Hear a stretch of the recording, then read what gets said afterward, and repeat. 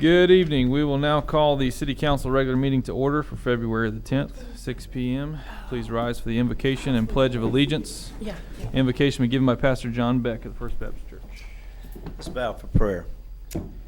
Lord, as we gather tonight, I just want to thank you for being a God that is a God of order and structure, and thank you for appointing these men and women to lead this great city of ours. And Lord, I just want to remember your word as I pray for them. And the 37th Psalm, we are reminded that the mouth of the righteous utter wisdom, and his tongue speaks justice, and that the law of his God is on his heart, and his steps do not slip.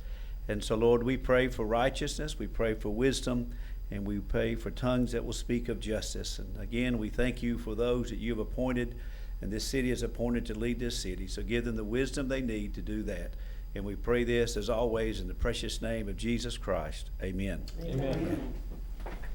I pledge allegiance to the flag of the United States of America and to the republic for which it stands, one nation, under God, indivisible, with liberty and justice for all. You may be seated.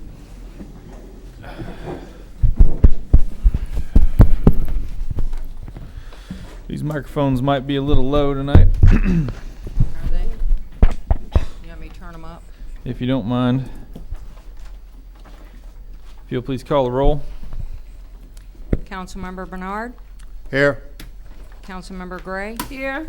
Councilmember Sutherland? Here. Deputy Mayor Spurlock? Here. Mayor Anderson? Here. We have a quorum. Thank you. First up, item number 4, we have the approval of the minutes from January 13th, 2020. You looking for a motion?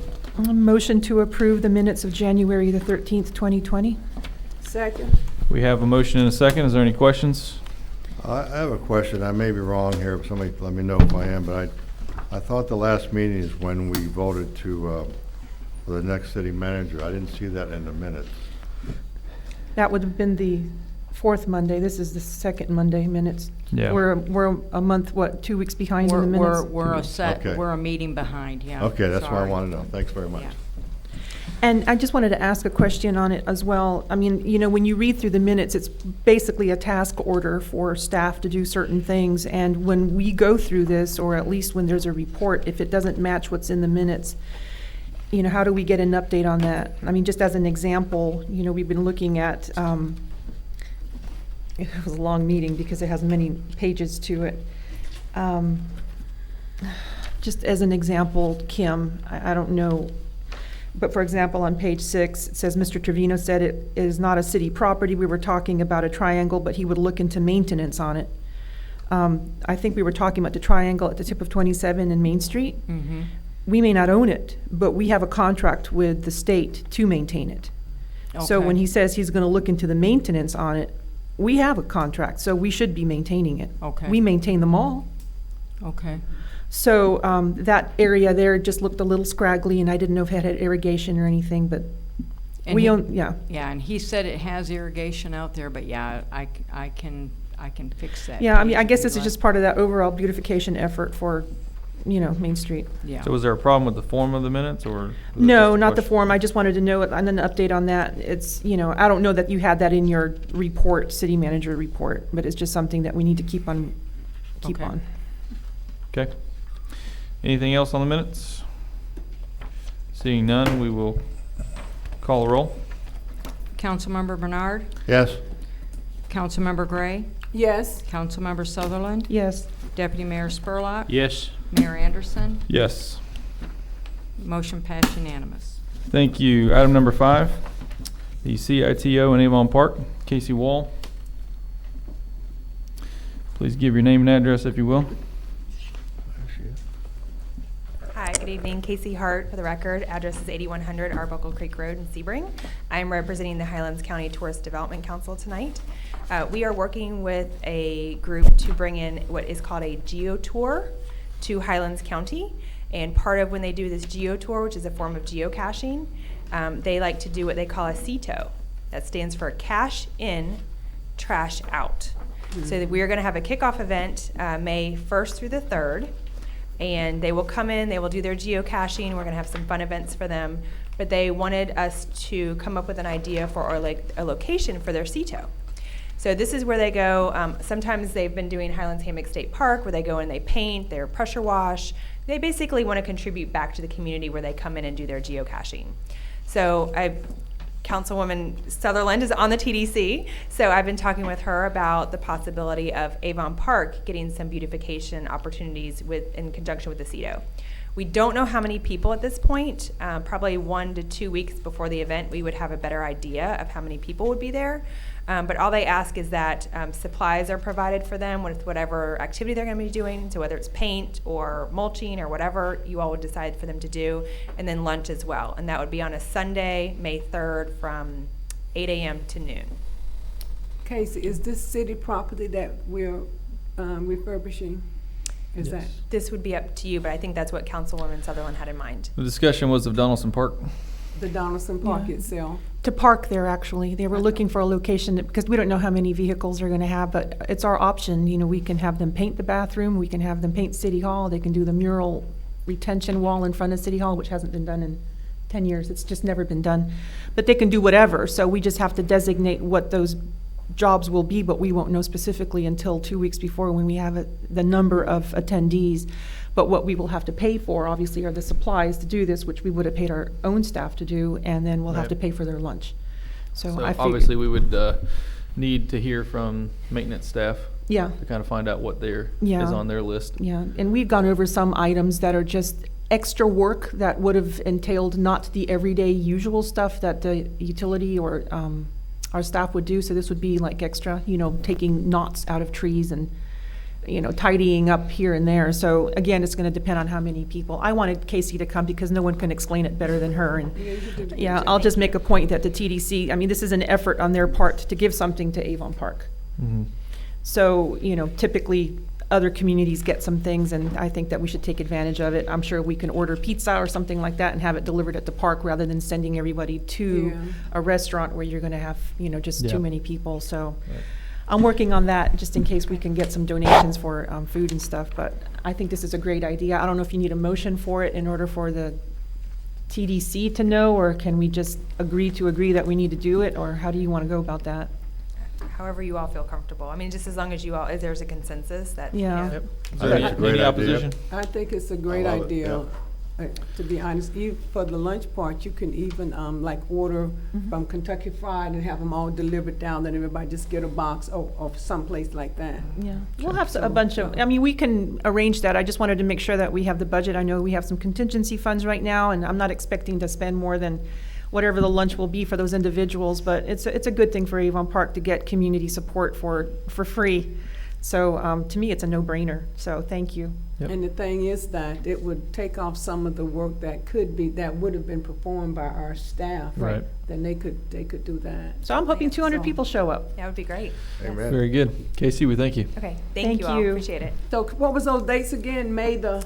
The entire event is May 1st through the 3rd. The actual morning they would be working is Sunday, May 3rd, Okay. from 8 a.m. to noon. Casey, and I know you need to get going, That's but okay. how often does this happen? Is it just once a year, or do you think they'd come back on other occasions? There currently is a geocaching event held at Highlands Hammock State Park. I think it's the last weekend in February. They've been doing it for 7 years. But that's very specific to the park, and they do a cleanup event at the park. So we're hoping this is the first year we're doing it. We would love for it to be an annual event. We're just gonna kind of see how it goes and see what the response rate is with people. Okay. Very good. But so the tour is actually throughout the whole county. So we capture Lake Placid as well as Avon Park and Oh, Sebring good. and Venus, and close to Bassinger. We got everything covered. So Okay. yeah. Okay. Very Thank good. you. Thank you. Thank you. Thank you, Casey. All right. Item number 6, discussion of speed bumps. Cynthia Rowe. Is Cynthia with us? I don't see her. Okay. May I ask a question Yes. before we move on? Kim, did she speak with you in reference to this though? Yes. The cleanup, I mean, oh The God, the speed cleanup. Speed bumps. The Yeah. speed bump. Speed bumps. Yes, she did. And I want to ask Jerry, a few weeks ago, a few council members' meetings ago, you gave us something, a write-up on. A memo, right. A memo on speed bumps. And I've been called by several citizens about speed bumps. They need them because people just speed all over our city. Yeah. And the lady that came up here was talking, at the last council members meeting, we're talking about over there in her area by Circle Street, I think it was. Over here by the lake, yeah, I think. Yeah, whichever way it was. And I know Miss Mary Lee Williams spoke with the last city manager in reference to speed bumps on Williams Gray Court. And I spoke with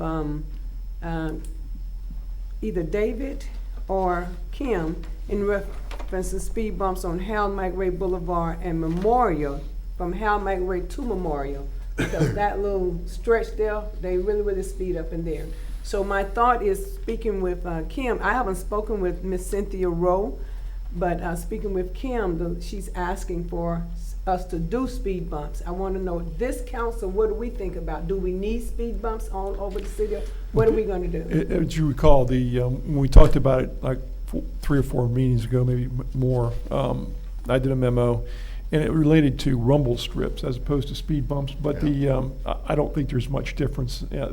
It's still the reference in manual for DOT is still the same, and we still have to comply with that. We can't just install them, even if there are streets. Okay. DOT has regulatory power over the streets by state law with regard to devices such as that. So, I mean, we just have to get somebody who knows what they're doing about it. If we're gonna buy them or have them installed, they have to be done to the specifications. What do you in the mean manual. exactly by rumble strips? I've seen some strips that are only maybe a half-inch. Yeah. It's that long. thermoplastic They just give it stuff. up, click, click, click, click. They don't really do Yeah. anything. Out of Yeah. asphalt, yeah. Yeah, but they do cause you to lose traction. The rumble strips are different than speed bumps, but Okay. nevertheless, there are requirements to both. And when I said, my memo basically just simply said, yeah, you can do it, but you have to follow DOT's manual on it, and it does increase liability. What we Because of decided to do was we were gonna Sheriff. talk to the sheriff about sitting a car Yeah. in these areas that were bad, and see if we could slow the speed down that way. And sometimes the county will also install Flashing light. their radar machine out there that, tells people next is gonna be the car, and Yeah. so that, sometimes that works, sometimes it doesn't. But the speed bumps, I guess the experience that I've heard is basically that they don't work that great. People just slow down for the speed bumps and speed up twice as Yeah. fast. I mean, if we put one in, people are gonna want them everywhere because there's just this issue everywhere. There is an issue where I've had several people, even recently, brought to me locations like on Lake Tulane, a speed area there, and of course, I think last year Sharon Schuler brought up her area over there by Circle. That and, three-way stop. Yep. I think that we need to do something, whether it's through the cooperation of the sheriff's department, but I think that we got too many, excuse me for saying, speed zones when they should be speed slowdowns. So I think we should do something, look into it. Well, I did a little research after I saw this was on the agendas, and basically that's it. It's, you need to follow the manual, DOT manual with regard to acquisition, or if they're purchased, then they have to be purchased through their approved vendors, and if they're installed, they have to be done to their specifications. And they do, like anything that you change, including stop signs, it increases your liability, simply because if you do nothing, you have less liability than if you do something. Once you make the decision to put like a stop sign somewhere, now you're responsible for making sure that everybody sees that stop sign. There's not something blocking it and things like that. So it's the same thing. It's a sovereign immunity issue. So I would rather try to handle it through the sheriff's department and rather than installing speed bumps. Well, could we get on that, at least ask her to get with the sheriff department and see what can be done with that? Sure. That would be a first step. At Yep. least it's better than doing nothing. Right. Okay. Anything else on that? No, thank you. Item number 7, funds for Battle of the Bands. Anne Marie Feeney. Name and address, please. Anna Marie Feeney, 234 East Camphor Street, Avon Park, Florida. I need to update what you have because there's been some positive movement on the price of the stage. I have a new one. I'm just going to give you the front cover. I'll give everything to Kim later. But this is the new price that the stage person, because he is really trying to work with me on this. What is this? So the old total was Tell 27.5? everybody what you're doing. 2,002. Oh, Well, No, no, no. yeah, go we'll need to back do it in the phone, microphone there. the thing, and tell everybody, the audience, what's going on. Almost a year ago, I received verbal promises from two corporations of $5,000 each for the procurement of the stage for VetJam 2020. One of them has since declined, and the other one is still paying. But that left us with a month to go and $5,000 shy on the stage. I have turned around and talked to the stage operator, the owner, and he has reduced the price to help out. And I've turned around and gone out and procured even more sponsorship for it. So now the amount we're shy on for the stage is $3,270, not $5,000. Okay, I was a little bit, you're talking about a platform stage? Is that No, what this you is said? a professional concert Sound system. stage. Oh, Sound okay. system, no, this is sound system, lights. I mean, this is the same one they use at the races, and that's gonna be here in Donaldson Park. Could you scale it down a little bit? When you have 12 bands and you promise them that they're going to be on a stage, you can't go a month before the event and just say, no, we're not doing it. I didn't say not do it, I say scale it down, make it Well, smaller. honestly, he has scaled it down. He's dropping some back lines. He's doing things to try to make it a little more economical for us. That's why it went from $17,500 to $13,000. He's dropped almost $4,000 off the price already. And aside from this $3,270, is there any other funding that you're going to have to get for this, or is this just to do the No, deposit? that's, with what I have, here's the breakdown. I did a breakdown.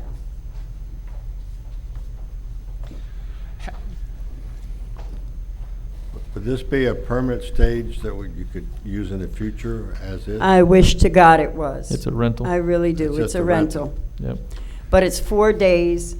The stage itself is worth almost $1 million, and we're getting it for $13,000, which is amazing. How much money do you anticipate that this event is going to go back, that we can actually go back and put into the veterans' hands of, say, Avon Park or Highlands County or whatever? 100% of the monies we raise at this event, 100%. That's not the question. Yes. How much do you anticipate that will be? Maybe 3,000, 4,000, clear. Well, wouldn't we be better off to just hand that money to the veterans, and you don't go through all this labor and all this, because the end product's going to be the same thing. Well, this is also a community event to improve the foot traffic and do things for Avon Park. That's why it's a joint thing. Okay. Joint with whom? The city. Yes.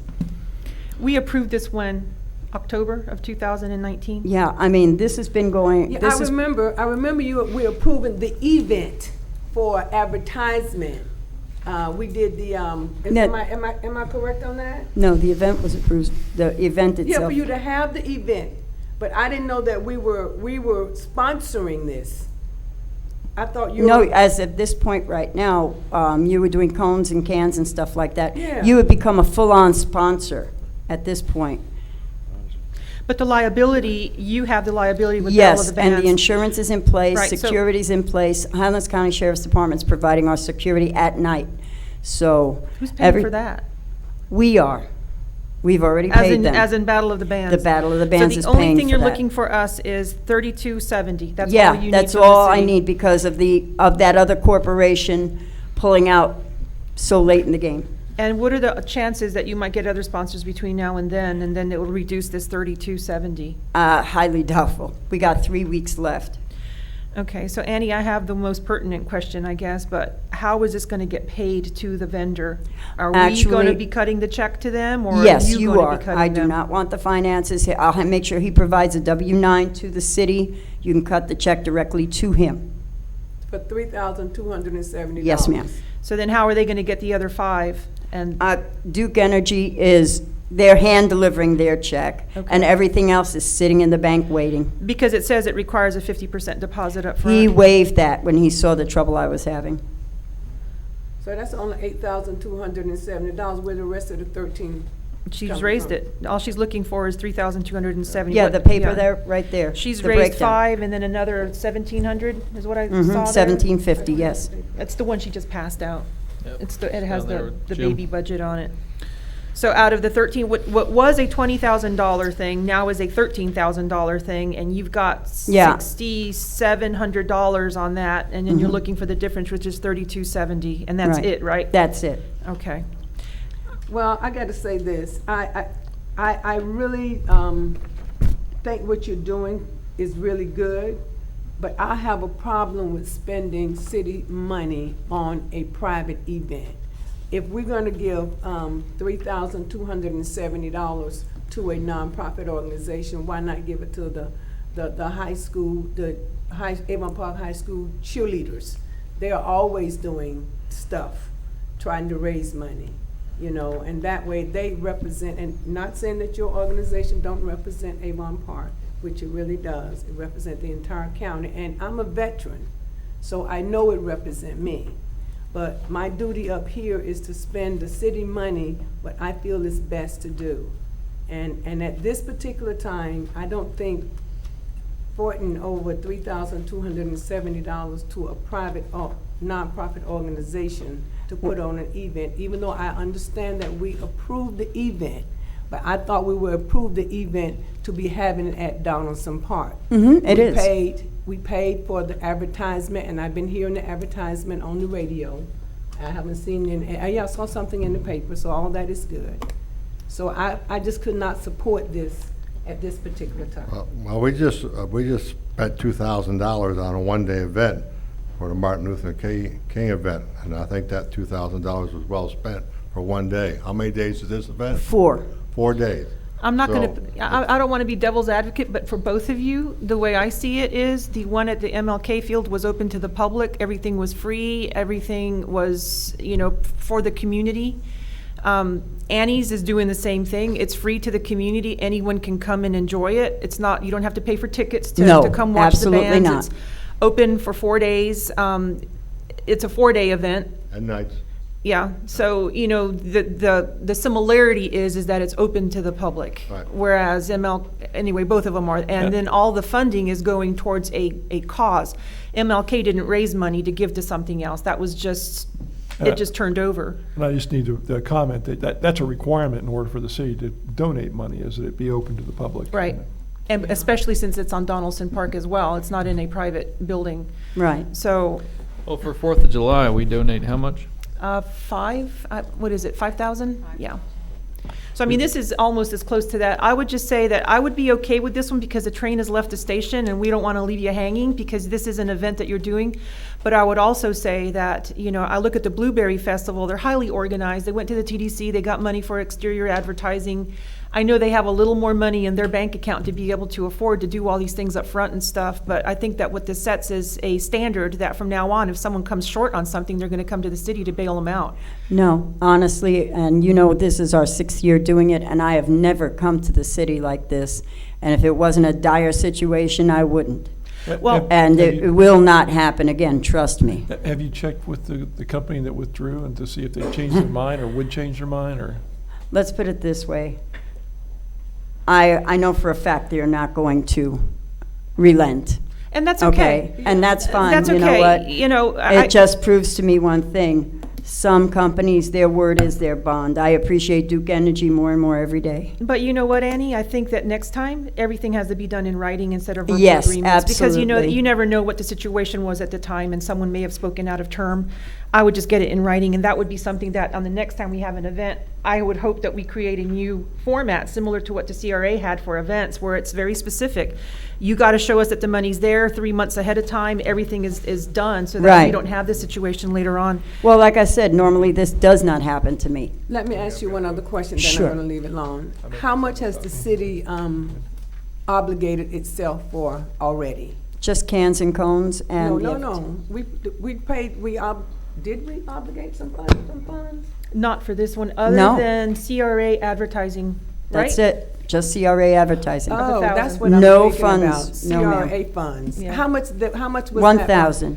And I've already spent 1,000 on Okay, advertising. $1,000 from the CRA, but the city has not No, obligated no. anything other than Nothing. staff time Right. and all that other good Right. stuff. And Not if a they penny. use electrical, we're donating the electrical, the water, the use of Right. the park, and all that. I mean, right down to the toilet paper in the restroom. No, I'll be bringing extras, Okay. because I got a funny feeling.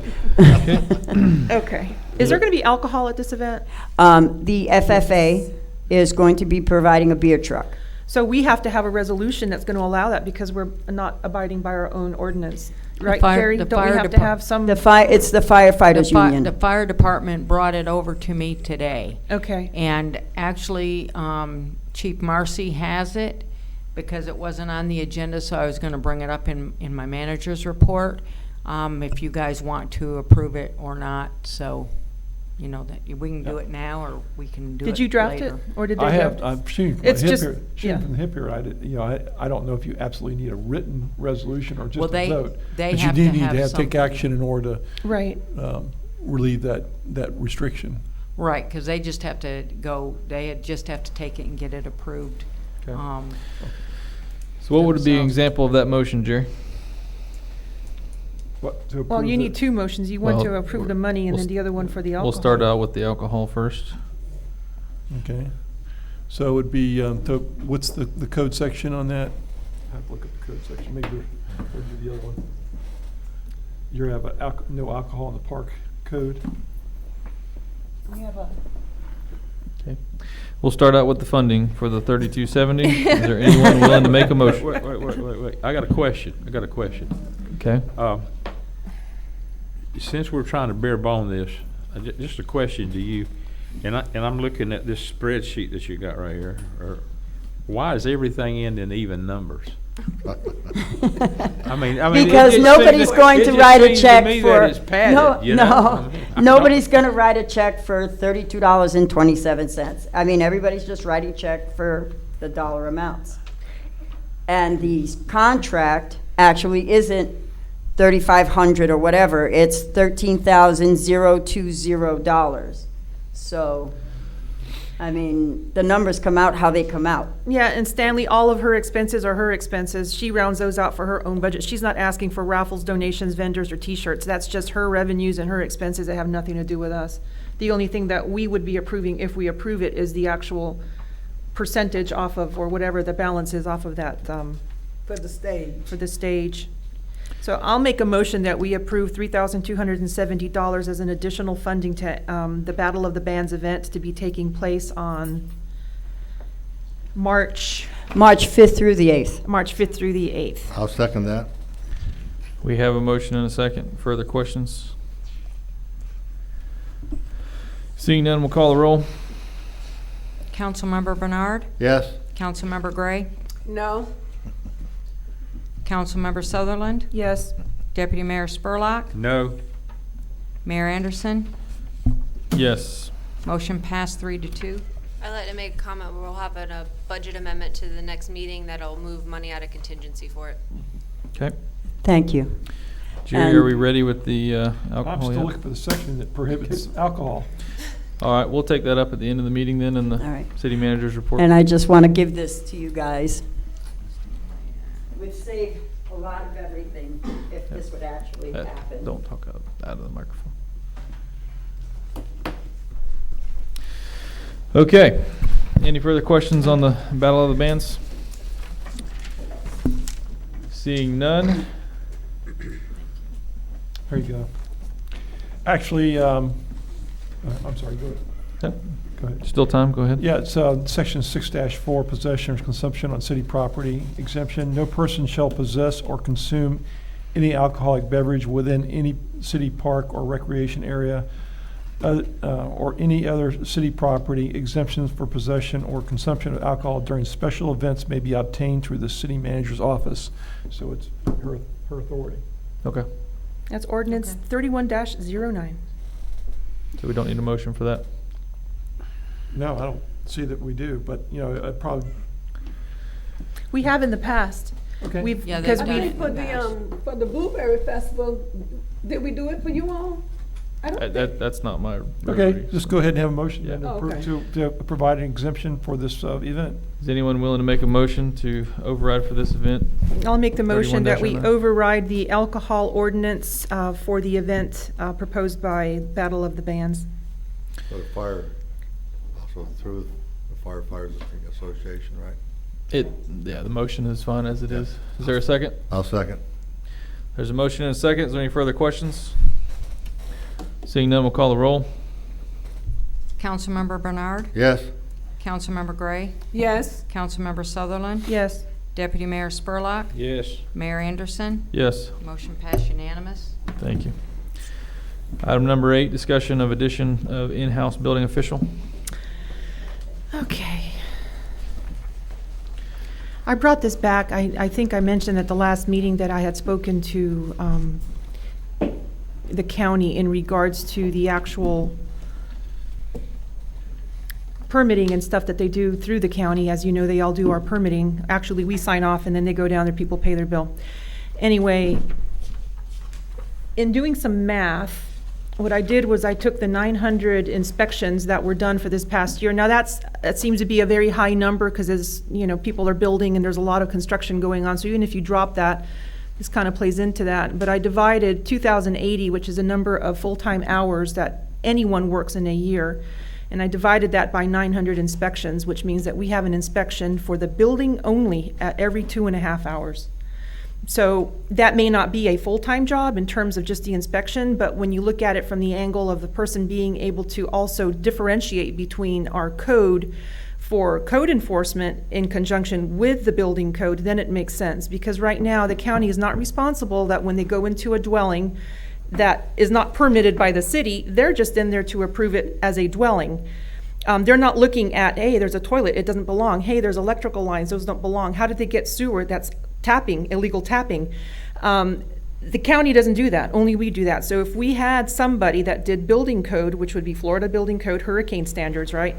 They could also do the inspections while they're there, because it makes it really difficult for us as code enforcement people. We can't just arbitrarily knock on the door and say, hey, we want to come in and inspect this. Building code can. So this person could actually do more of a monitoring of what's going on. And look, if it doesn't work, we can always revert back to the county. We pay county taxes, but I think it's something that is worth a try. If we want to get a handle on all this illegal construction that's going on in the city, yeah, they may be able to get a permit after the fact, but by then they're doing away with our own land development regulations, and what's the sense of having them if we're letting people just to go ahead and get away with it. Aside from the fact that when things do get built, there's nobody gauging that this extra construction took place, and a lot of these properties don't even pay taxes. that's right. So, we have some residences that have an additional residence in the back, and just recently there was an example that Stanley had been coming forward. I went on Google Maps and I got the history on Google Maps of that street, of that house. And in the last 3 years, they've constructed a dwelling. And they're using the primary address for this dwelling. So that tells me they hooked in illegally to our water and sewer. They don't meet the setbacks, but yet the county approved the building. Building may be fine and well, but it still doesn't meet our LDR. So that will continue to happen until we can get a handle on this. And I'd like to see that their permitting go through somebody that knows how to do that. And right now, from what I understand, we have a supervisory position in the code enforcement department that no longer is there. And I am just going to request that the city manager attempt to look at, instead of a supervisor, to put someone in there that will be over that department, that'll be able to teach and learn the LDR for our staff. I think that they deserve an opportunity to learn their job. I think they were placed in there without high expectations. And they need to be taught how to do the interpretation of LDR. I can drive down Main Street, Highway 27, any road on this city, and I can find LDR problems that are not being caught by code enforcement. Memorial Drive is one within the city limits. They're everywhere. So, getting building inspection to coincide, especially with 900, it just makes sense. Every 2.5 hours is an inspection. That if we have little fences and things like that, we can still probably push those off to the county if we wanted to.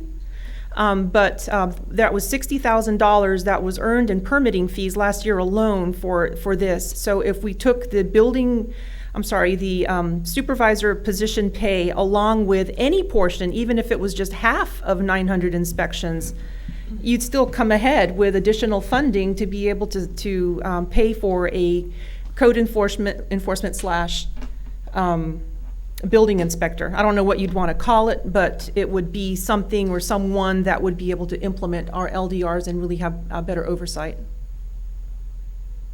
That's my 2 cents.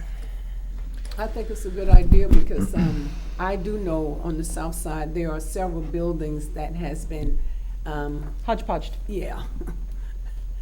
And the one that I had spoke with you about on Memorial Drive was one of them. I'll make a motion to that effect if we need a motion. Well, it would That we require. advertise for that supervisor position. Well, I don't know if it would be a supervisor. I think it would have to be dependent on the qualifications for that individual. They would have to have expertise in LDR and planning and zoning knowledge, that they know what zone they're in to be able to say whether or not this is allowed or that's not allowed. You know, we don't have our budget kicking in, or rather, this is not budgeted right now, but there are funds to do it. But we have plenty of time, I think, to be able to advertise this, you know, and get it right. And I was online as well. I looked at Marion County, and their supervisory position in and of itself has all of this detailed in there. I don't know what they pay, but that's a county position. So, you know, whoever or however we go about this, I think it would be helpful to talk to Sebring, because they have an in-house building inspector, and see what problems they come with. You know, this is not a moneymaker. It's not intended to do that, but what it's intended to do is catch these issues that we know have been a problem for 20 years, which is, I know I ran on this issue. I know that Terry Heston way back when ran on this issue. I know Stanley's run on this issue. And we just can't seem to get a handle on it. And I think that we need to try something that hopefully will work better than what we have. During the budget, there was another code enforcement officer budgeted that has not been filled. That may be something that we could look at, using some of the funds, you know, toward that too. But I would really like to know what kind of a range that the council would want. Well, I think As it's not far a as director pay? position, but if it ends up being that the job description requires that type of expertise and knowledge, then so be it. To me, this is probably one of the most important jobs in the city. Everyone complains about the appearance of our city. So I think it would be helpful if it ends up being a director position, that, yeah, we'd have to look at the job description and set the pay scale, just like we have all our other director positions. But if you're saying that there's money in there for a code enforcement officer, and then you've got the money for the supervisor, you've got the money right now for both, For a director. for one person. I just simply suggest that, I mean, you would not vote for this, because this really is the purview I of agree. the city manager under your charter. Yeah. They- But if it's a director position, we do get to vote. Because we were the only ones that set the pay scale and the job description for directors. Well, with regard to the budget, but if the money's Correct. already in the budget to do it, it says it's pretty clear in the charter, it said that the city manager shall create and discontinue any department or division of the city administration that the city manager deems necessary for the good of the city. And it also says that we can scrutinize and discuss any operation of the city at a public meeting, which is exactly, I'm not I'm not having any problem with that. I know, I'm just but simply you know saying me, I'm gonna defend that comment. I think that we have the purview to at least, you know, instill that seed. So that's why I told her, you know, go look at Marion County, go do what you can. If there's stuff going on there that could be And- helpful for and this, I yes, think we- it would be helpful to us. We can do that. It'll take a little while to do a job description for that anyways, and get a hold of the other places to get information from. It's probably something that I can pass on and maybe help with the new city manager, because it's short term before they come on. So that might be the better way to handle it, if you guys are okay with that. Have at it. What about a part-time person joining up with Sebring? If that would work, I think that Like that an wouldn't be a like an problem either. interlocal? You know, I mean, Yeah, if because they- you said it was every, what, 2.5 hours? every 2.5 hours, there's a building inspection. Right. So, you know, if you combine that with, if we That- need more obviously code that's an enforcement. average. Yeah, it's an average, and it'll fluctuate every year, and who knows what the budget will be for that next year if the market collapses who knows? Right. But if City of Sebring wanted to do something and help implement, I don't care. I mean, I just want somebody that's going to be able to do this, that can interpret our LDRs and our code at the same time. Well, Can our- we can look at it from all angles, and we can check on an interlocal or, anything like Right. that. Does our consultant not handle this issue? Who's our consultant? Oh, you're talking about Central Florida Regional Yeah. Planning? They're not driving our streets. They're only No, reactive. what I'm saying is if something is reported, do they not issue a They won't do judgment the on that? building inspection. Not an inspection, I'm talking about whether or not something's on a line, or whether or not something was supposed to be built there, et cetera, The et only way cetera. they would do it is that they would go out there themselves, And and they're drive. not gonna do that. Either that, That's what she's or saying. every one of us that sees it, pass on all of it to them. And code enforcement interpretation is lacking. There needs to be obviously some level of what's the word?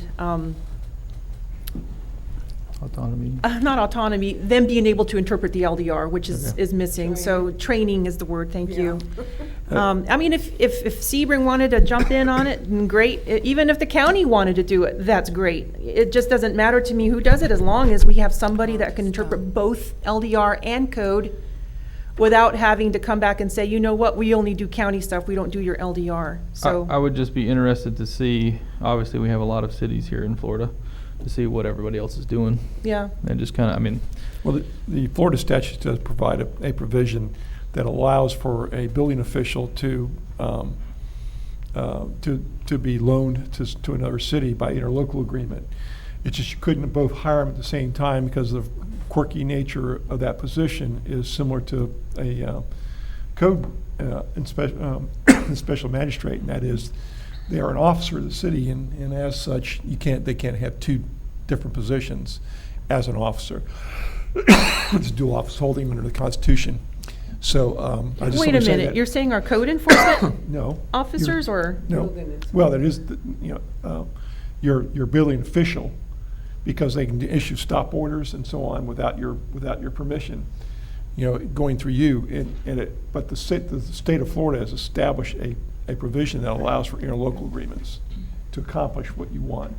But it can't be that you both hire them. It's that they're going to basically use them here. You'll contract with the city of Sebring to use their building official. Yeah, and his plate may be full. I mean, that's just an idea that might work or Right. something, but that's just, I'm not putting Sebring on the spot by any stretch of the Of course, it's imagination. just an example. Yeah. Right.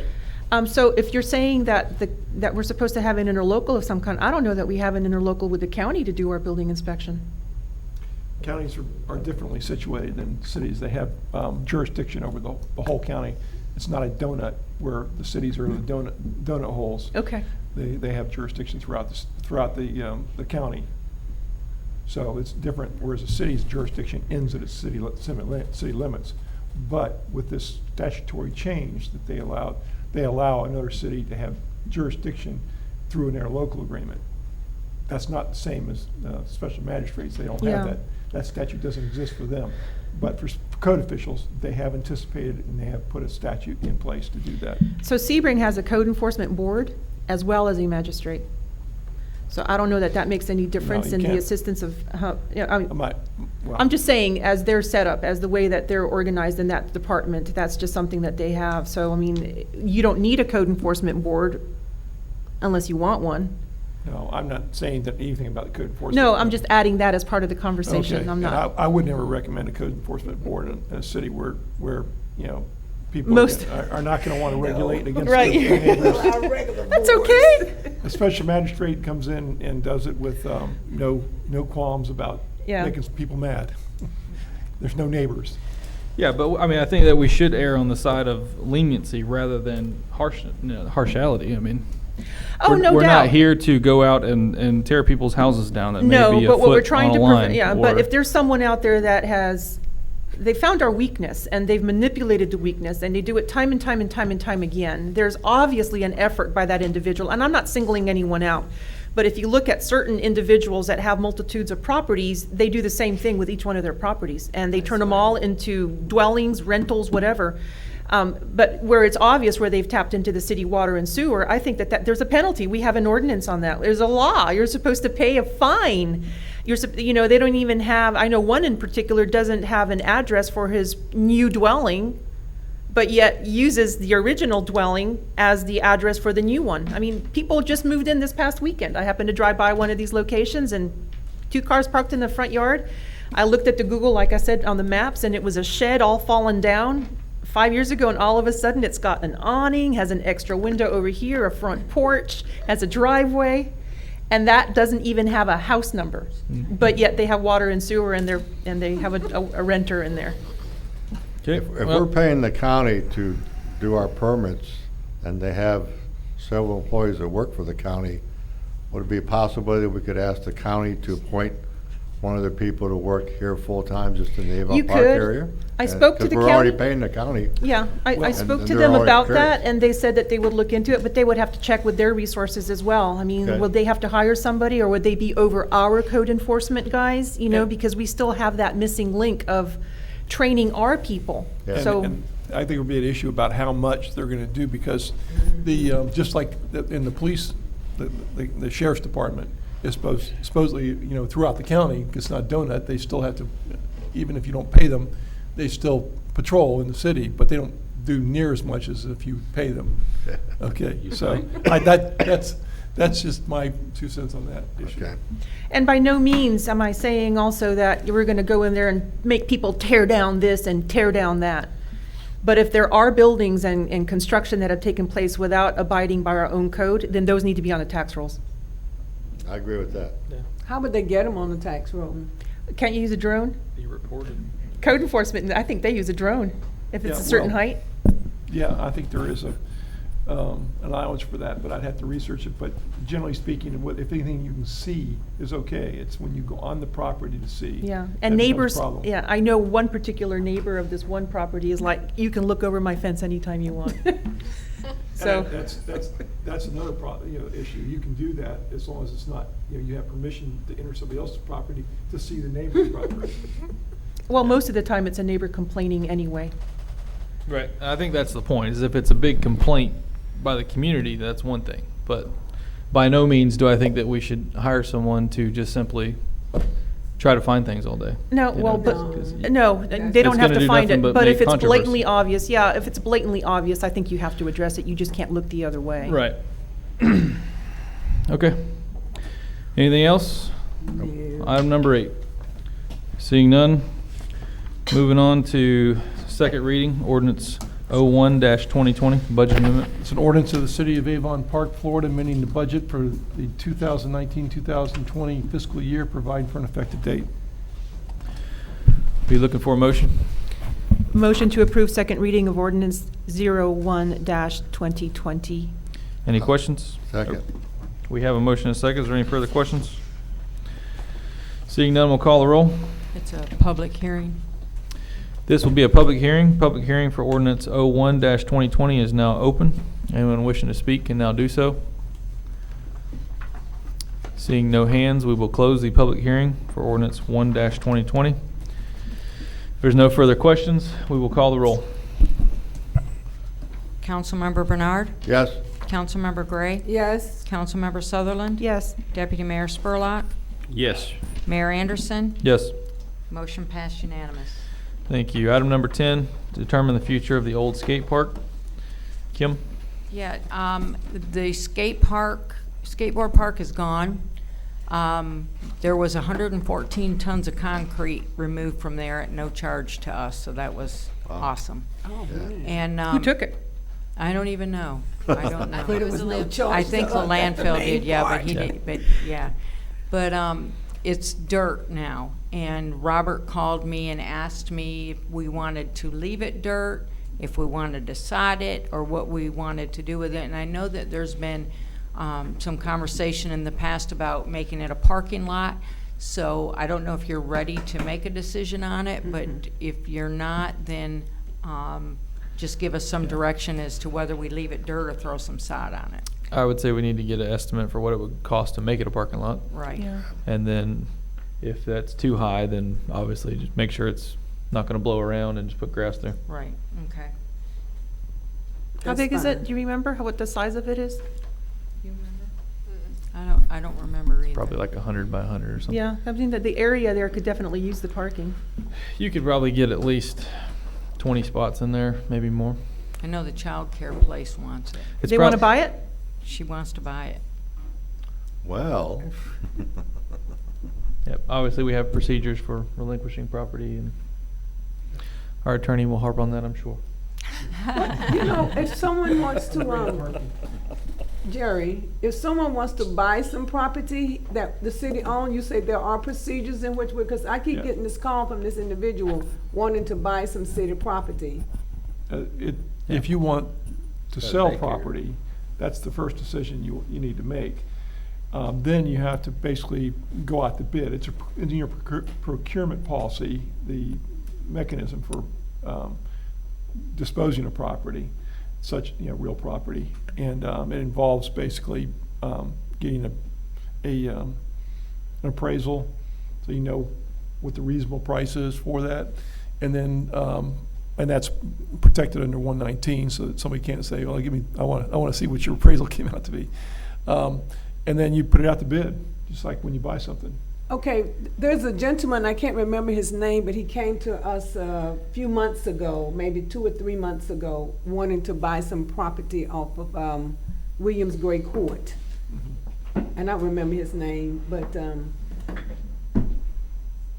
do Yep. you remember that, Jerry? I don't remember it offhand, but The other city manager was supposed to get with him okay. in reference to that. So what should I tell him, since he, Well, to get with the city manager and, well, and if the city manager and you all decide you want to sell that property, and that doesn't have any value to the city to keep it for the future, then you put it out, there's a procedure in here. I'm shooting Okay. from the hip, but most of the procedures involve putting it out to bid, so you get the highest and best price for it. And then you can sit in your own, obviously you can reject all bids if it's below the amount that the appraisal comes out to be, or some other figure that you all have that's, less than the appraisal. And then you make a decision from there. okay, so I'll get with the city manager and go through that process. Yeah, But in par- regards to this particular lot, I know that we've got the old PD building that, I don't know how much parking it has. Is it very big? There's almost none. no. Almost none. So, I mean, that might be something where we actually keep that property. There's a church there, they're parking in the street. We've got the daycare there. Whether they use it or not doesn't make any difference to me, but Well, it's proximity to Main Street and yeah. downtown. See, I'd want to keep it for the city. It's in an industrial area, if I'm correct on I that, don't or at least think it close to is. that. But if the old PD building doesn't have it, you will never sell that building or do anything with it if there's no parking there. Right. The best thing for it, I think, would be a parking lot. It's just a matter of how much is that bid going to come Yeah, back at? I Are we agree. willing to spend that much money? I agree. So Right. I think at the We'll very check. least on this particular property, we should at least see what that bid's going to be before we make any other decisions. Okay, Sounds we'll, good. we'll find out Very that good. information. Anything else in the old skate park? Seeing none. Moving on to item number 11, new core contract. It's in your package. I recommend approval. Do we have any questions on the new core contract? We have a representative here. If we have any questions from their side, we have our attorney who drafted this. We have any questions for him? So I just have a question. Is individual product order number 1, what is this? This Kimley Horn thing? Does this have anything to do with this contract, or is this separate? It just peripherally, there are some industrial aspects in here, but we have another agreement that we're producing This is for the now. other agreement? This is in order to finish the other agreement, which is Okay. going to be an amendment to this, having to do with their industrial wastewater, okay? Because And that's the Kimley biggest. Horn is here to speak at some point too, if we need him to. Yep, that's the biggest aspect of the contract, because they wouldn't put their administrative building here, which is what this first contract is serving, domestic wastewater and water too. But they couldn't put their factory there, and the factory is is gonna produce industrial waste that we have to make sure we can take them. Okay, so you're saying the industrial waste contract is separate from this one, and this goes with the industrial It's waste? gonna be an amendment to this one. This is an amendment to this one, but this has industrial waste on it. This is not an amendment to it. This is simply Kimley Horn's proposal to help put it together. One of their proposals is in here to put it, to help us ascertain what the cost, what we can accept, because they have to go to your treatment plant and see how much of BOD can you take, how much TSS can you take, how much, in metals, cadmium, chromium, Okay, iron. but that's for tonight's decision, is what you're saying? this is too, but it's not related to the contract directly. That's for- what I Okay. need to know. It was confusing Okay, me. this is item B. We're This is- working on this is item the one A. up in the yellow. Okay, See F add, that's what. Yeah. that Oh, okay. is. Okay. Okay, but we're on number 11. That has nothing to do with this little puppy That's here. correct. Okay, so, and the Nucor contract, everyone's done their part. And whatever was missing from the last meeting has been included in here Yes, now? well- and- Well, I just need to ascertain that, what, we had a missing exhibit which has been completed, and we had to make sure that the flows that we were gonna accept were okay in light of the fact that we had those constraint points in our system, which they're gonna also, Kimley Horn also made a proposal to evaluate that. Okay. But we're okay because it's according to your, Carl Cool, it's kind of minuscule compared to everything else. Okay. This Yep. included what you were gonna have the last meeting for Yeah. the following Friday for. That's why we had to and keep- maybe administrative buildings, Yeah. stuff like that. Yeah, and it's just not much Okay. flow, and your engineer, Carl Cool, said that, we don't have any problem accepting it. Okay. Yep.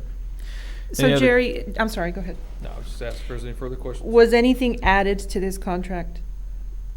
Yeah. an I mean, I exhibit. read it the first time. I didn't read it the second time. It's just an exhibit showing where, each part, where our property is and their property is out near, Sun Pure Road, because we're putting in a lift station that we're putting it in, they're putting in some facilities, and they're also adding some facilities that they're gonna give to us to use for the 30 years of the contract, a sampling building and so on, and there's gonna be meters and a backflow venter and things like that, so that's all that exhibit was, and it just was, missing in the last.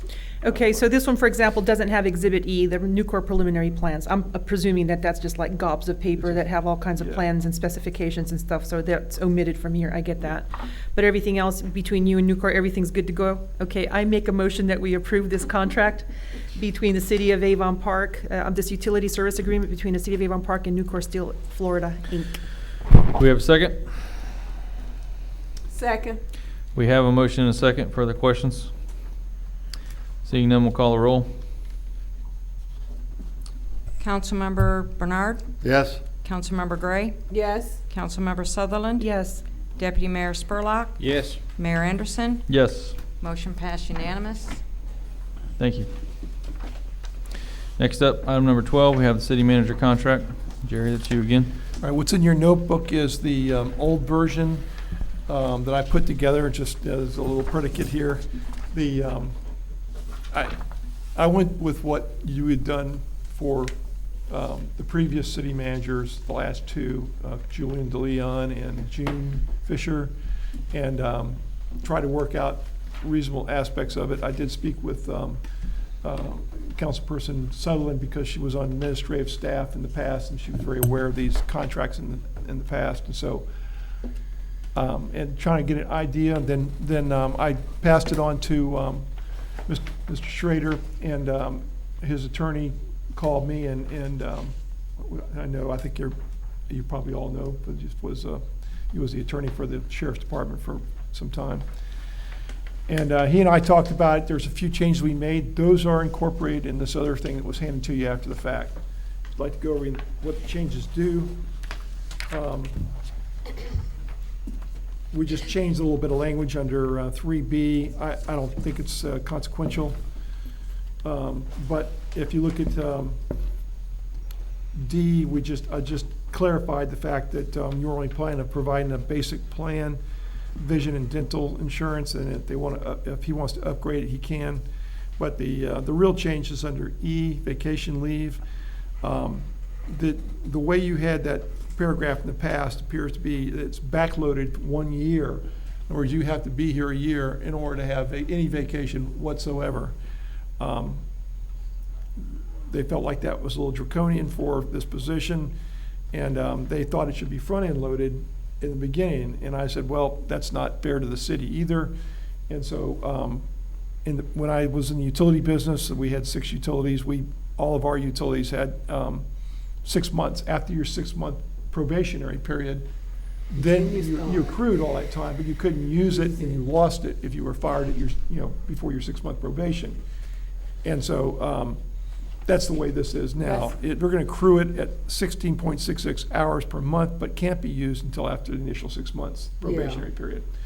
And I just went with that. That's just me. You guys do, you know, I've already made clear to them, this is your decision. I just tried to do the best we could to try and come up with a reasonable accommodation there. Let me just say something. I agree with that because in most businesses, I know at the ones that I have associated in the civilian sector, is that you can accrue your vacation leave, but you can't take until after your Probationary period? there you go, that time. Yeah, I think so- that's predominantly the way it is. In most places that I've seen, you know, and dealt with, you know, the probationary period after that. Yeah. Then you can take it. That doesn't mean your supervisor is gonna allow it. But, you know, technically you're entitled to take vacation at that point. Any, you know, then all the other provisions with regard to termination and things like that, you know, apply as well. Whereas that would not be fair up front if the city did it, or fair in the back. Yeah. You know, so In- this I in- thought was a fair accommodation. I will say that is the policy, though, is the back-end loaded in your policy. You might want to rethink that. That's just an opinion, not a Directive. recommendation, right? So, In the contract, it also says the sick time isn't effective for a year either, so I think we probably need to change that. Yeah, normal Because policy our is sick time is 6 months. 6 months. You start is it? accrual, you Yeah. start accrual after 6 months on sick time. that, Yeah. you know, Which that is sounds useful. absolutely fair. We didn't check the sick leave there. Danielle caught it. It's showing 120 hours after a year. Yeah, well, I think that should be changed as well. I mean, I think Yeah. that, you know, after a 6-month probationary period, they should be, you know, anybody should be entitled to Yeah. sick leave. It just seems very stringent to go a year before you get anything after you've already gone through probation. Well, I agree with those changes you did, Jerry, too, and I also remember it was just about a year ago, we were talking about how we didn't want to give anybody a contract, city manager as well as department heads. But I know that Jerry has recommended that we give a contract to the city manager. I'm not too sure we would give them to department heads. That's something in the future. But just by looking at the amount that we're giving somebody they were hiring brand new, I think the vacation and sick leave as well as severances is excessive for somebody just starting in year number 1.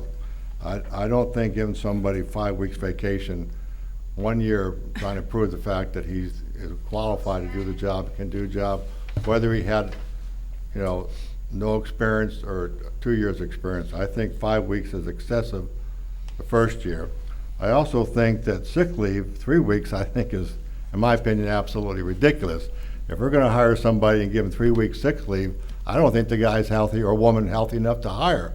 I think 3 weeks is something that I don't know anybody anywhere that's ever gotten 3 weeks sick leave. I think we need to tone it down maybe to 1 week the first year. I mean, it's just, to me, it just seems like it's a way of giving somebody a bonus after the year. And the same thing with the accrued sick leave carryover of 6 weeks. I mean, we talked about the last city manager, we didn't want to give him that much, even though he didn't have a contract. So I don't have a problem with the waiting for the 6-month probation. I don't have a problem with giving vacation, sick leave, and maybe even severance pay after a year. But I think the amount that we're giving somebody year 1, I think, to me, we started them off at a great salary near the low point. We started at 80, we offered 90, which is probably the lowest that we started the last several managers. So I think that was fair. But I don't think that giving somebody that much vacation, sick pay right off the bat is something that we need to do. I think that we need to, you know, wait till the guy or person, woman, whatever, would prove themselves after a year. So I think we could decrease some of this as much as 50% would be fair. Because I think that a city manager starting from day 1, he's going to have a lot to do. And I think we need to have him on the job. We don't need him on vacation and sick leave, which would basically, actually, if he took it all, would give him 2 months off. So he don't be working here for 10 months out of the year. And if he turned around and after a year he was let go, we're going to give him, you know, 6 weeks severance pay. That seems excessive. That's something we discussed a year ago, and that's why we didn't give out the contracts. I'm all for giving the contracts under Jerry said, but I'm not for the amount of time on year number 1 or even maybe in the first 3 years of a contract. My thought on that is that this is an upper level position. It's one of the most important positions that we have here. And I see absolutely nothing wrong with the way the contract is written up, the leave that we're offering. I think the 6 months probationary period is good. I like that. And then take the leave already accrued if need be. Just because the leave is there doesn't mean that they're necessarily going to take it. I think the person that we are hiring, people normally don't take leave if they're dedicated to their job unless they really, really need it. So I think what we're offering is more than fair. That's just my opinion. And there's a 6-month evaluation also, so Yeah. you'd be able to, here's the thing too, I mean, no, we don't want someone to get sick. If they get sick, we don't want them to work here. Well, I got sick, I got cancer when I worked here, and I would have sued the city if you would have fired me for getting sick. So if he gets in a car accident and breaks his leg, he may not come to work for a couple of days, but, you know, we have something in here, in this thing, that says that we can fire him for any cause. With a hefty penalty. So, you know, regardless of that, he would only get what he has accrued up to that point. So 2 if months it's of 6 months, severance. yeah, 2 months of severance, which, by the way, used to be 5 months for everyone else. It Which was dropped down to heinous. 3, and I'll tell you, I got really cheap, and I asked Jerry to please put in 2 months, not 3. Sorry. That was me that requested that, and it's up to the council to decide if they want to do 3, because I felt that if he got sick in vacation on top of the accrued, then he'd get at least 1 less month of the, what's it called? Accrued? Yeah, not accrued. If you removed 1 month of severance, Yeah. then that kind of fills in with the sick and the vacation. So, look, we have a buyback policy with the city where if he wants, he can sell back his vacation time and his sick time if he accrues sufficient of that by October or November. So I don't see how this is ever going to get big and chunky. But, you know, we would have this conversation with any city manager, I would hope, not just Mr. Schrader. Absolutely. But, you know, since We didn't have a contract at all with the last one. no, and we tried to put something into the policy. He still got 2 months of severance with, and by the way, he took off plenty of comp time. That was something that was decided on after he was actually let go. Right, because he didn't have a contract, and we didn't have to give him anything. Right. But my point is, that individual had been here for 8 months, so, you know, there was no contest from that side on whether or not he was going to get anything. I at least had requested numerous times to put that position in the employee policy in the handbook. That way it was delineated in lieu of having a contract, and I still believe that that could be the case. But anyway, I'm okay with this. I've reviewed it. He's okay with it. He's reviewed it. We've got a 6-month evaluation period. Yeah. His plate will be full. If he doesn't like it, he can walk out with dignity. If we don't like it, we can send him on his way, and no hard feelings, because after 6 months, we will all know where we stand with this individual. And I personally think that the vacation and the sick, I don't know what directors get right now. What's their accrual rate For sick time? for either vacation or sick? Is Is it it 15 120? hours? It's, you get 80 hours a year. Vacation starts accruing on day 1. You don't use it until after a year. Sick leave, it starts accruing after 6 months. Usable immediately after 6 months. Right, so, 8 hours a month. so you're saying 80 hours vacation for directors? It's for all employees. Yeah, I Well, would just simply say, For the from year 1 to year 9. we should make that consistent with, this contract consistent with that sick policy, sick time policy. Because it's more beneficial to Mr. Schrader With the than contract is the way it stated. is right here. I took this out of I didn't pick this up. This is out of your previous contract, so So- you've obviously changed something. So what exactly are you suggesting? I would suggest if you're doing 120 hours, have the sick start accruing on day 1, and then 6 months it's available. That's what we said, didn't it? Well, it's the way it is in vacation, but we didn't change sick. Oh, sick- yes. Yeah, but we you're gonna, decided. you're gonna mimic the sick to be vacation. equivalent to the You need to include it in vacation. your, whatever motion you all come up with. Okay. To make that change. Any other changes? Any other thing else that, I can pick up. and Mr. No. Schrader he's okay with this contract? Yes. You said he was, right? You okay with it? You can speak if you'd like, yeah. Just give your name and address, please. Mark Schrader, 2215 North Bennett Road, Avon Park. Good evening, Mayor, Deputy Mayor, council Evening. members. Thank you for letting me come up here. Jerry covered it well. I just like to add one thing.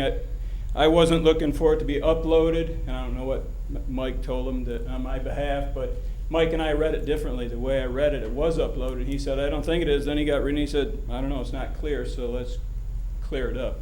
And for your question, sick leave, in 35 years in law enforcement, I took not one day of sick leave, but I didn't fall and break my leg or, get cancer or anything else, so we never know what's going to happen. And if you look at all my evaluations down the sheriff's office, when it comes to being there, the sheriff always wrote in there, I have to make him take time off. So I'm here to work.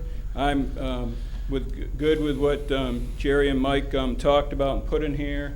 I don't plan on coming in and taking time, but in 6 months, if it works out for me and it works out for you and I'm still here, I might want to take a day off around Christmas when my daughter's down from Boston or whatever to hang out with her. So, but I'm here to work, and so that there was just a couple areas that actually when I appreciate talking to Jerry on the phone with Mike, and they came up, and there's the retirement thing. And I just want to bring it up. It's not a game changer or anything for me, but it's on page 3 of 9 under I, retirement. Mm-hmm. The employee is eligible to participate in Florida retirement system as provided by Florida law and city ordinance, resolution, council vote, or if ineligible for FRS. Well, that's me. Right. I am ineligible. I kept being told, no, you are. Well, I went on and I read their latest thing, and I would have been... Back in 17, if someone goes under the option to take their money, they can get back in it, but I'm on the monthly pension.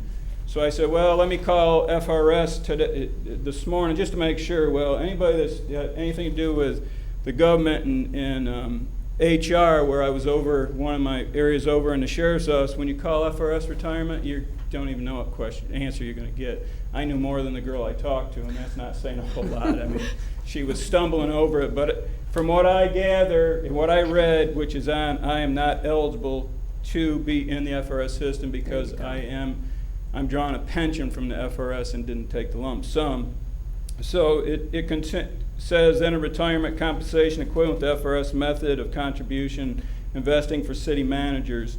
And Jerry said he didn't know anything about the vesting for the city managers. And again, I don't want to get into that tonight. I want to, I'd like to start next Monday if you'd agree to this contract and that, but I want to get to work, and maybe we can bring it up in 6 months or what that is. I just wanted to bring that up. Like I said, it's no sticking point. Yeah, I think just to make it simple, that was one of the reasons why we started to pay at $90,000 was because of that pension contribution of, it's 25%. That's state mandated by statute. So that's what the FRS contributes to city managers. It's required by city. So since you're not eligible for FRS, 25% of your pay would have to be set aside somewhere, and it would have to be compounded, however it's compounded, similar to FRS, and you just have to talk to some financial advisor on how to do that. I know that the city in the past has had different contributions to private, I forgot, Nationwide or one of those. We still have Nationwide, and we also have Florida League of Cities. Yeah, and I believe they vest, the city manager monies vest in a year versus 8 years for everybody else. So it would be similar to that. So if you were to leave prior to a year, then all that money that got put in there, guess what? We take it back. But if you stay here for a year, then you get to keep it. I think that's how it works, but staff's going to have to sit there. Your HR person is going to have to figure that out. But that's a big portion. That's a quarter of your pay. So, that's why the $90,000 was always a reasonable amount, at least in my eyes, on this. And one thing I want to make clear also is if he were to up and go within 2 days of getting this job and signing this contract, he doesn't get to walk away with his vacation and sick time on the second day of employment like previous contracts had. This one, he has to wait a year. So, and I doubt that you'd quit within 2 days of getting hired and walk away with 2 months of severance and all this vacation and sick. So, that was eliminated from this contract, and it made it tighter in benefit of the city. 6 months, I'm sorry. Sure. So, we haven't changed the sick leave, but we're going to do that in the motion. okay. But you're okay with it otherwise? Yes, ma'am. I just wanted to bring that up because I wasn't clear on it, and it hadn't been cleared up, and I just wanted to bring it up. And like So I said, the term of this contract is for 3 years? 3 years. Right? And in 6 months, we're going to go ahead and do an evaluation. Are we allowed at 6 months to say we want to amend this contract, assuming he wants to, that we want to do another evaluation in a year from that? Because I'd like to stick to a calendar of some kind. You can always amend as long as both sides are amenable to Okay. amend. And that's not going to change even if we approved it tonight. If you're not amenable to that, I guess we'll discuss that. If this is approved tonight, we can discuss that in 6 months. Sure. And Jerry, Mr. Schrader, based off of tonight's meeting, are you sure you want this job? Please say yes. You heard staff. She's saying, please say yes. What'd she say? Well, you know, if you agree to this and you've hired me, you're going to find out I'm going to be honest. You know, yeah. and it's I'm just always going to be honest. I don't know anything else other than to be. And you know, I talked to was it Linda that called me today? I think on the background, need some more information. And she said, well, are you excited? And I said, well, here's what I've been hit with. I've been hit with congratulations. I've been hit with condolences.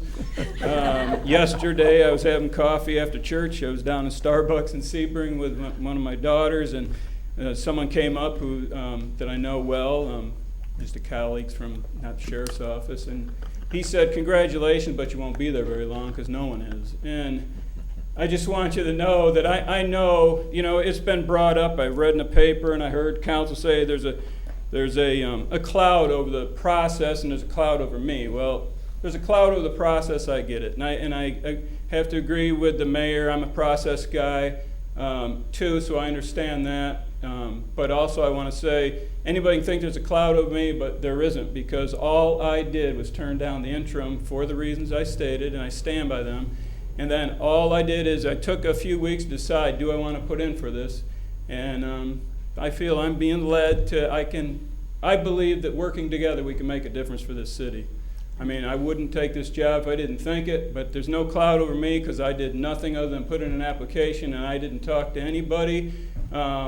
In fact, I was down to get my hair cut at Mr. Larry's, and he said, hey, you made the top 5. And I said, what are you talking about? He goes, it's there in the paper. I go, oh, okay. The citizens that didn't vote for me, depending on the process, that's a whole different thing. But obviously someone on the council brought my name up, and I said, well, I'll be interviewed. And then the next morning I get a text message that said, congratulations. I said, for what? They said, city manager. I go, oh, you read the Article 2. I'll probably get to be interviewed. They go, no, they voted for you. So as I look up, there's no cloud over me. Other people can think there is, but I'm coming in here. There's no cloud.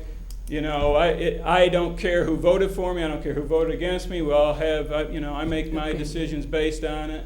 And I'm here to get input from everybody. Kim is great. I actually, before I made my decision to say yes, I said, Kim, are you staying? She said, yes. I said, Kim, do you want me? She said, yes. If she'd have said no, they were one of them, I would have told you no. I honestly, I'm just being honest with you. I think that if we all work together and we all do the best for the city, we're going to make it better than it is. We're going to make it the best we can be. And every day I'm here from the first day to the last day.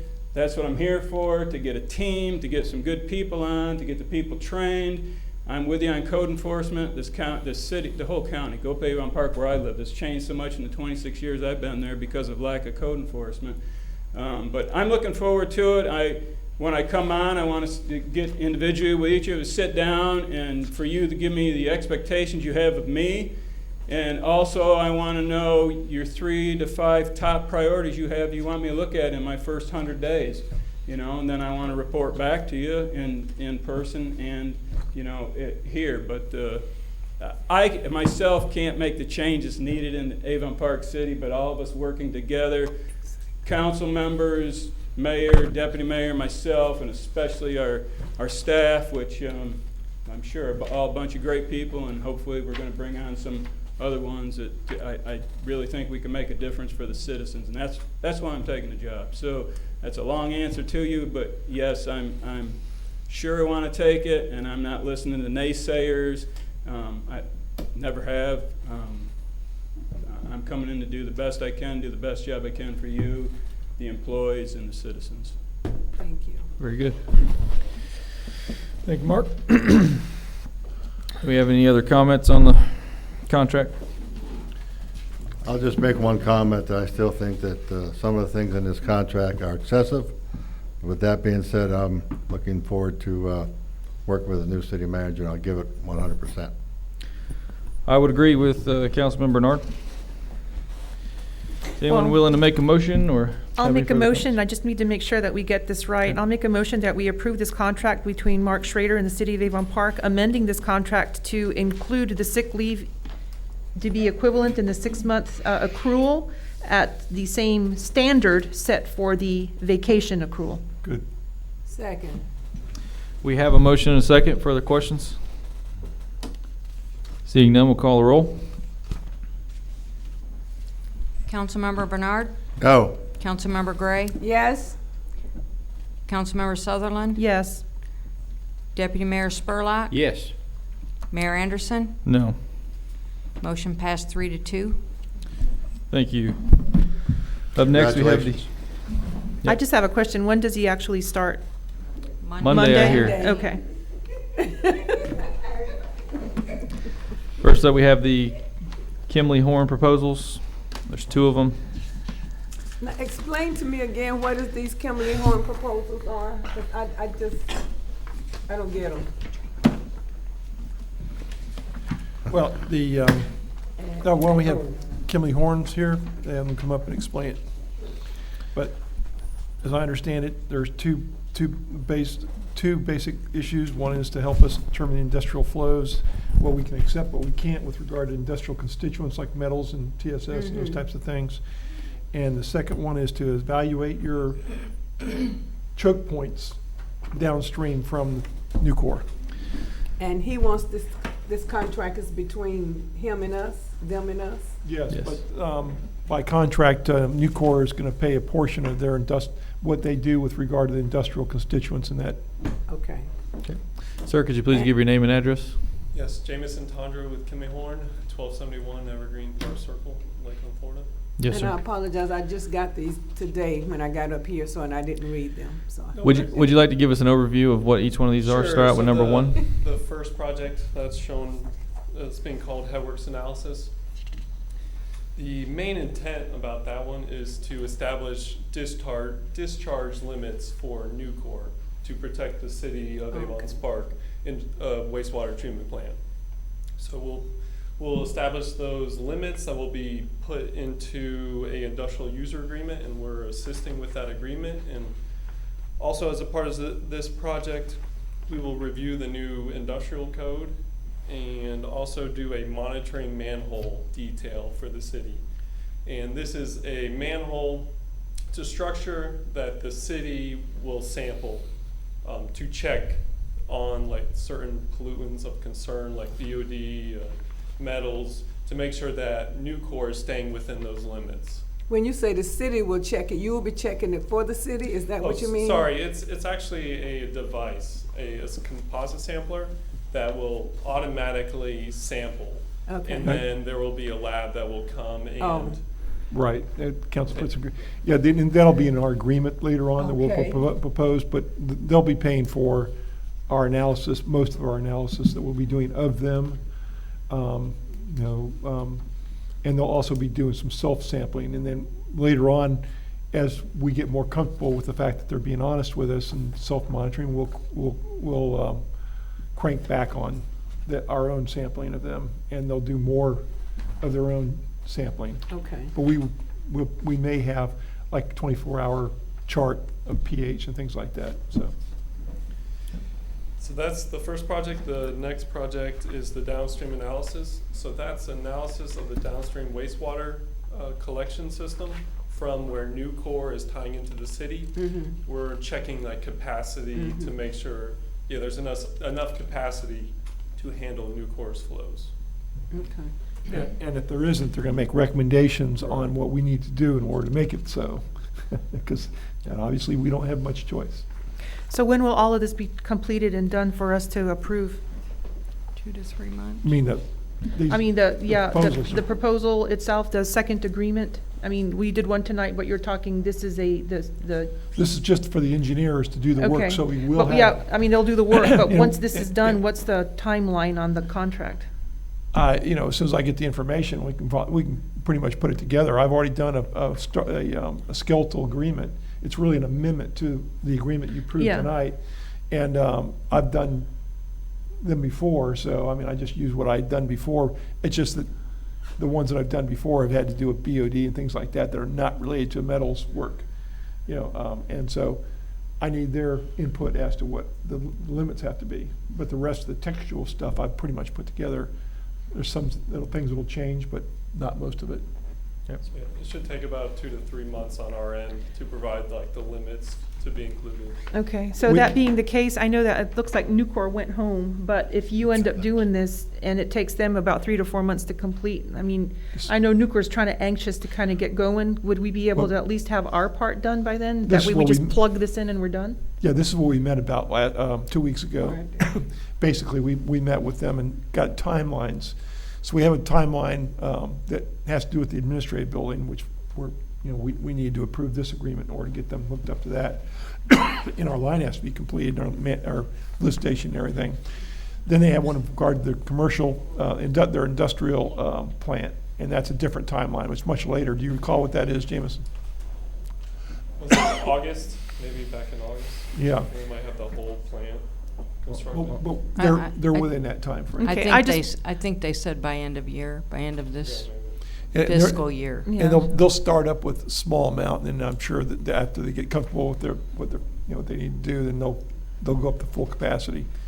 Yeah, and Nucor was okay with all of this being done. Okay, so. I just didn't know if they had any sense of urgency. It just seems like we're Oh, like, yeah. They Yeah. definitely have a sense of urgency. yeah, so the sooner the Yeah. better, so, Yes. I But agree with that. thank you. The down- We'll get started right away. This is the limiting thing, and I'd hoped that somebody would have been retained for this months ago when I brought it up. But we're here at this point. So do you need an approval for both of these project numbers, order numbers, or because there's gonna be expense involved with both of them? Yes. And this is gonna be coming out of no grant, this is coming out of city funds, correct? And you've Well- all looked at, Nucor's gonna pay for it. Nucor's well, gonna pay for a Nucor, portion yeah. of the, Portion. the portion that's going to their contract. right, Where it's just like they pay for my time, a Mhm. portion of my time, they're gonna pay for a portion of their time as well, putting together the constituents and so on. That does not mean that they're gonna do the headworks, all the headworks work, they're gonna pay for all that, but they'll pay for a portion of it. Right, the Because- rest of it will be paid for by the city. Right, so, we'll just come up with a fair amount, we don't wanna hammer them on all of it, okay. It just adds up to $46,000. yeah. Remember what I said? It cost the city $1 million for that plant to go to work. Just wait and see. It's coming. Well, It's I mean, getting closer every day. Okay, is there any further questions on the two projects? I have one question on those two costs that Stanley just said. Is the Nucor paying part of those two costs, or is that our cost? They're paying for part of the cost of not the downstream work, but the portion of the the sampling and turning out what the limitations are going to be on there. I just want to say that, I brought this up almost a year ago and said that, they should pay for absolutely everything. They should pay for their portion of the line that we're running. They should pay for the cost of all the connections, and I was told no by the council. So that's where we're at now, because that, the stuff like the sampling manhole, we're paying for that, but they should really pay for that. And downstream impact, they should pay for that, but we're paying for it because that's what you all instructed us to do. Okay, let's move on. Unless we change our mind tonight. Is there anyone willing to make a motion? Just one last question, when you all do, because you all are doing the, you're not doing the CEI, you're doing the actual, you're doing part of the project of the utility, is it not? I mean, isn't Carl Cool doing the CEI component of this? That's correct. Yeah, So- we're not doing any. All right, but you're not doing any, there's nothing on Kimley Horn's side with these water lines other than this, right? Correct. Okay. Would he not be doing GIS database development in part of his as-built or anything? Or isn't that something that would be done by another engineer? They would be doing some GIS as part of that project. They probably should be doing part of GIS with that project. But we're looking to also do GIS of the downstream system. There are some portions of the GIS that are missing, say gravity sewer lines or force mains that are missing. So we would look to add those into the city's GIS. Yeah, we're hopeful to have in the future a master plan, so Right. you know in the future, ahead of time, before you hook somebody up, here's what needs to be done, you need to pay for it. Okay. All right. Is there anyone willing to make a motion? Well, how does it go? I make a motion that we approve both individual project order number 1 and order number 2 between the City of Avon Park and Kimley Horn Engineers. I'll second. We have a motion and a second. Further questions, comments? Seeing none, we'll call the roll. Councilmember Bernard, Yes. Councilmember Gray, Yes. Councilmember Sutherland, Yes. Deputy Mayor Spurlock, Yes. Mayor Anderson. Yes. Motion passed unanimous. Thank you. Item number 13, City Manager Report. Short. Very good. First of all, I will be off this Friday. I'll be out of the office. And I will also be out of the office on Friday the 28th, but that'll be something I turn into Mark then, so. Just letting you know I'm not gonna be in. We're in the process of getting the bid documents ready for everything that we've got to go out to bids out there, and there's 4 or 5 of them. Okay. But we're in the process of trying to get those together, so that we can get it sent out. There are a couple of ads out for positions, and then, of course, we're going to revise the code enforcement supervisor position, but we have ads out for the administrative assistant and the finance director. We've had an extremely large amount of administrative assistant participation. We've had about 5 finance director Applicants? people. Yeah, there was 5 or 8. There was just 1 or 2 that were qualified, but one's real qualified. And then on the code enforcement, we just kind of, we're not looking at that really too much right now.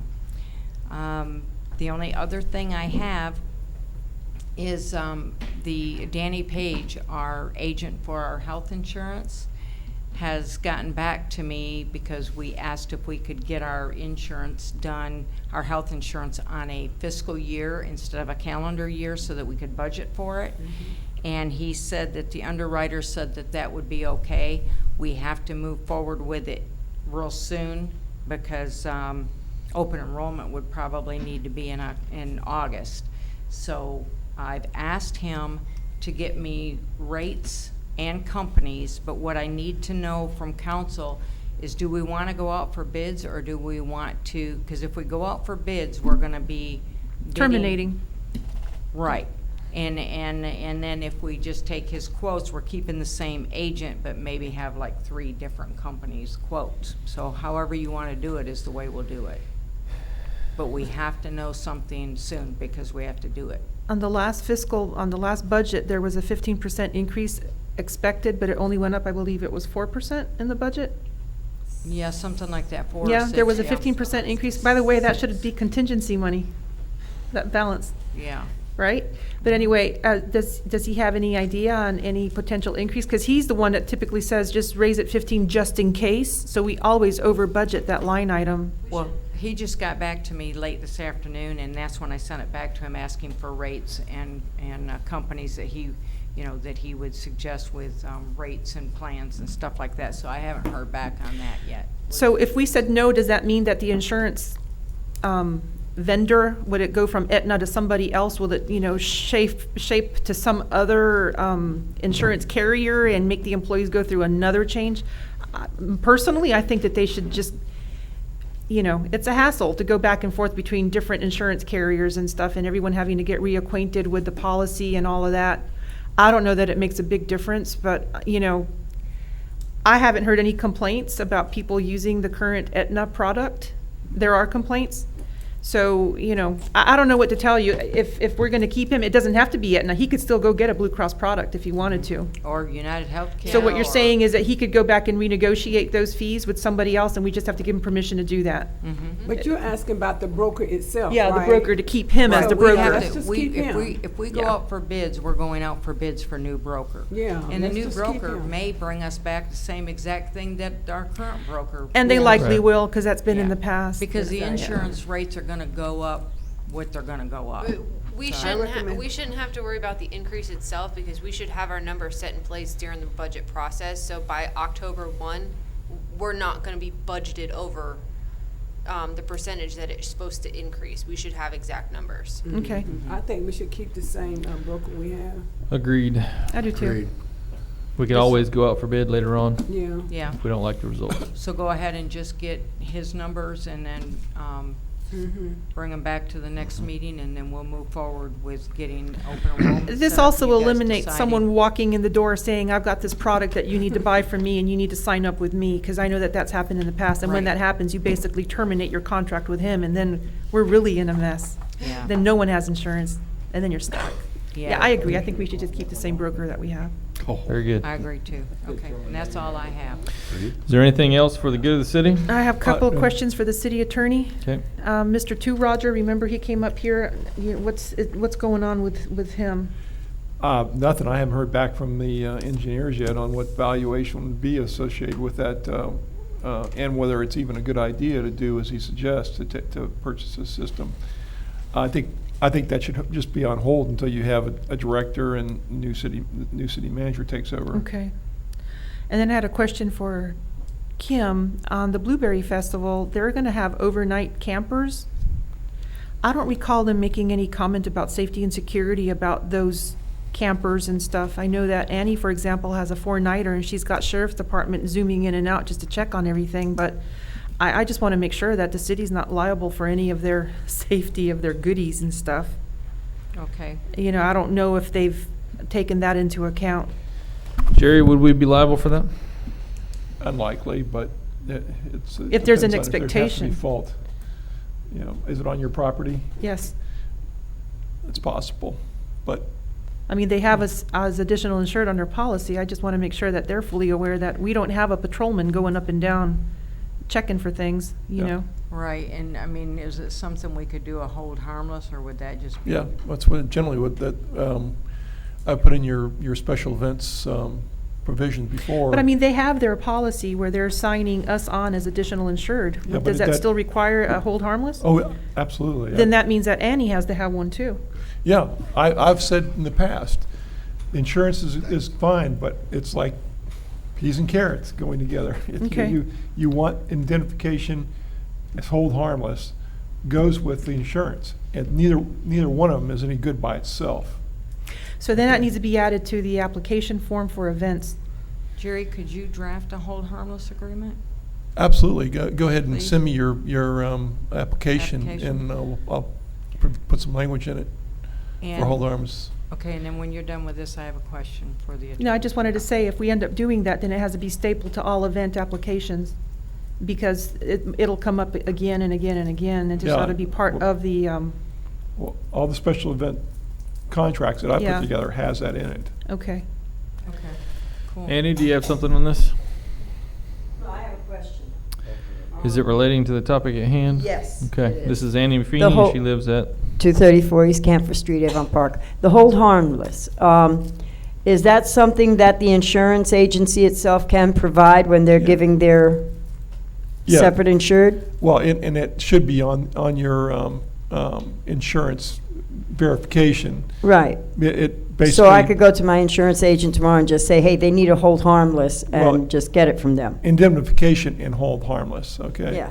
And, you know, I put together a sample of the sheet required, and so if you need that, we have it over there somewhere, that shows all the portions that need to be on there for Okay. these. Jerry, you're not just referencing, like I mentioned, this is an overnight thing. Are you talking now about everybody doing it, even if it's a day event, or just people that hold their campers on city Yeah. property overnight? No, anytime somebody is allowed to use city property, whether they Okay, pay so for this it. is going to be in addition to Yeah. having people have the $1 million liability where they have the city as additional insured?